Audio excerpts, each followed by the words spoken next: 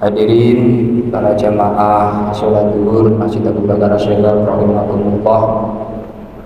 Kemarin telah kami sampaikan dalam kultum ini terkait tentang perintah atau ajaran agama yang membuat empat ajaran pokok. Yang pertama adalah sidqul qasdi, yaitu memperbaiki niat yang baik, berbicara tentang keikhlasan.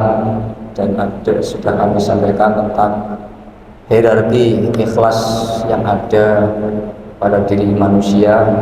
Hari ini akan saya lanjutkan pada pokok pembahasan yang kedua, yaitu wafal ahdi atau menepati janji, di mana janji seorang hamba kepada Tuhannya tidak lain adalah untuk beribadah, sebagaimana firman Allah, wa ma khalaqtul jinna wal insa illa liya'budun.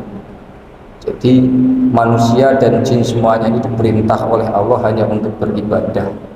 Yang menjadi persoalan adalah apa makna daripada ibadah itu.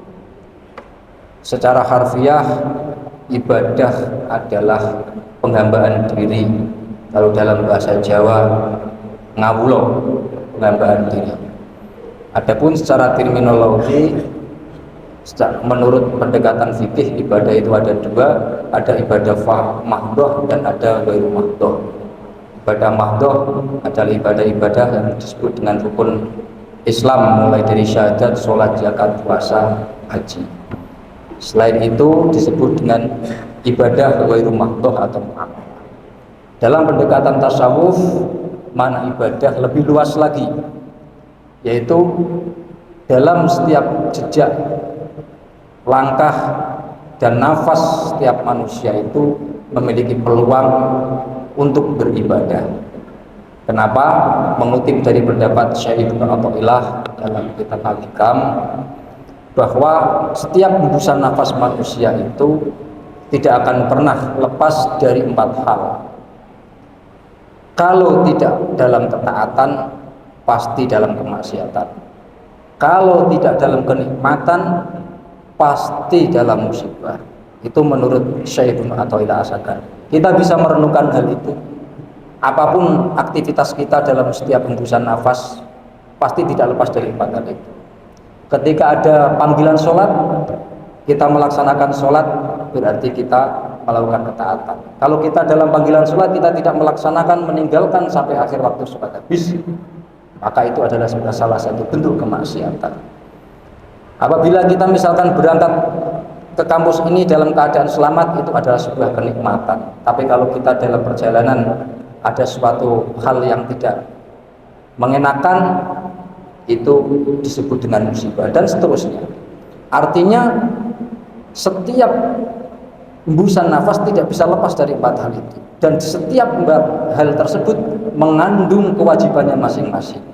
Ketika orang taat beribadah, kewajibannya adalah merasakan bahwa ibadahnya itu tidak lain atas anugerah Allah Subhanahu wa taala. Kita bisa sholat, berarti kita mendapatkan hidayah, diberikan keringanan kaki untuk melangkah ke masjid melaksanakan sholat Jumat. Ketika seorang itu bermaksiat, kewajibannya adalah bertaubat, beristighfar, minta ampun kepada Allah Subhanahu wa taala. Karena memang terkadang manusia itu dalam keadaan yang terpaksa bermaksiat. Karena perbuatan manusia itu ada dua, ada ikhtiari dan ada ittirori. Ikhtiari kita bisa memilih, tapi ketika ittirori tidak bisa memilih. Contoh ittirori seperti gemetar, itu adalah ittirori. Kita tidak bisa merekayasa atau memilih untuk gemetar atau tidak. Termasuk kadang kemaksiatan itu bersifat ittirori. Misalkan kita jalan kemanapun, kemudian tiba-tiba ini misalkan sudut pandang laki-laki, kita melihat seorang perempuan di tengah jalan dengan tidak sengaja tersingkap auratnya. Nah, kita secara tidak sengaja melihat, itu ittirori, bukan rencana kita. Nah, kewajiban seseorang ketika bermaksiat atau melakukan sebuah dosa itu adalah bertaubat.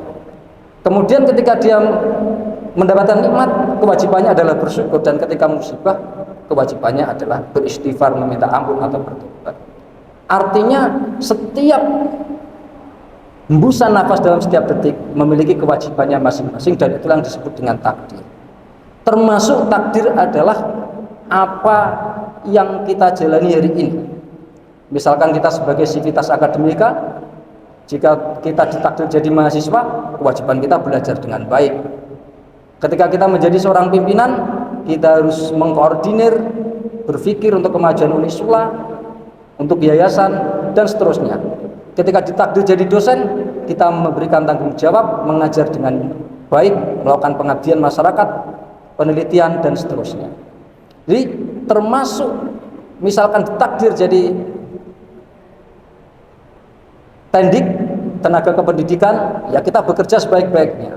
Itu adalah salah satu bentuk ibadah, karena kita ditakdir sesuai dengan posisi kita, kita melakukan kewajiban-kewajiban kita, itu adalah bentuk ibadah. Jadi ibadah tidak hanya sekedar sholat, zakat, puasa, haji, jual beli, pernikahan, dan seterusnya, tapi setiap apa yang menjadi takdir kita di dalamnya mengandung sebuah perintah, dan menjalankan perintah itu termasuk bagian dari ibadah. Semoga kita semuanya yang ada di masjid ini ditakdir jadi apa kita di sini, semoga bisa menjalankan kewajiban kita sesuai dengan takdir kita masing-masing, sehingga kita digolongkan menjadi seorang hamba yang beriman dan bertakwa kepada Allah Subhanahu wa taala. Amin Allahumma amin. Walafu minkum wallahu muwaffiq ila aqwamit thoriq. Wassalamualaikum warahmatullahi wabarakatuh.